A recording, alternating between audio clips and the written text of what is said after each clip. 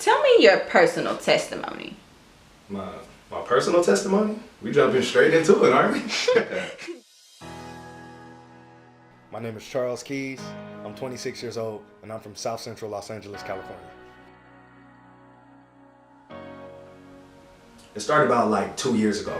I was just at a really confused point in my life, and I literally didn't know anywhere to go but to God.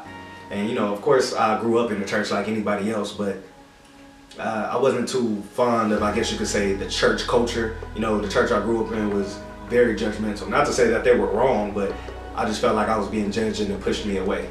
So at this point where I was very confused, I literally just prayed and I said, God, if you're real and if you can hear me, I need you to show me or do something for me, because right now I'm just lost. So if I do my part, I need you to do your part, basically. And after that, I just started going to church and stuff started happening. You know, I started getting closer and closer, but the real incident was when I signed up for the one retreat.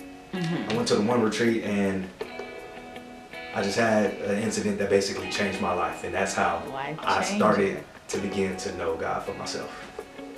Okay, with those experiences, what does it mean to live out your faith daily? I think it just means to love people the same way God loves us.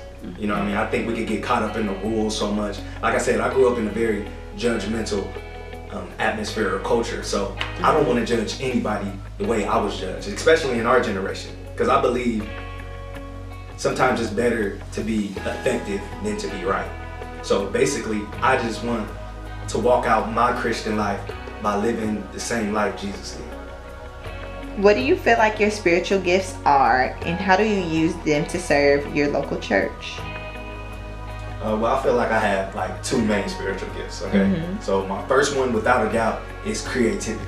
I love creating things, and specifically, I love movies. I want to be a filmmaker, so that's my major passion. And it's crazy that I could use my passion to help serve in the church, because I actually joined the production team. I've been a part of the Auburn production team for about like 2 years now. So my second one is leadership. And that's funny as well, because like, I never thought I would be a leader. You know what I mean? Right. It's not even like I necessarily want to be a leader, but I believe it's a God-given gift.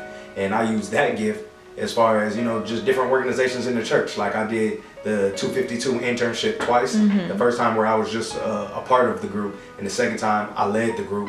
And it was crazy just to be a part of people's lives and be on the journey with them and to actually help them in their own relationship with God, you know. I think the biggest challenge right now is really just that fight in my head, going back and forth. Because some things I know I shouldn't do, but I still do them, you know what I mean? Even though I know that's not who I am. Like one time at this I did a little motivational speak one time, and I told a story about the two wolves. And it basically starts off as this Indian chief. He was telling his grandson about the tale of two wolves, and he said in every human, there's two wolves. There's a bad wolf, that's the wolf of greed, anger, doubt, fear. And then there's the good wolf. And the good wolf is hope, is love, is joy.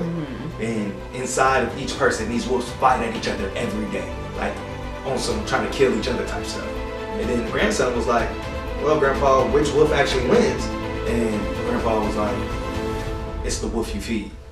And I was like, dang, like, and that's so deep, just because at this point in my life, I'm really just trying to only feed the good wolf.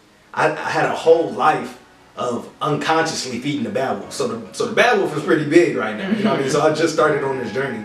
So basically, my biggest problem is just staying in that mental space of being the good wolf and feeding the good wolf to the point where he can actually overcome the bad wolf. Wow, okay. So with those things, what do you feel like you struggle with the most?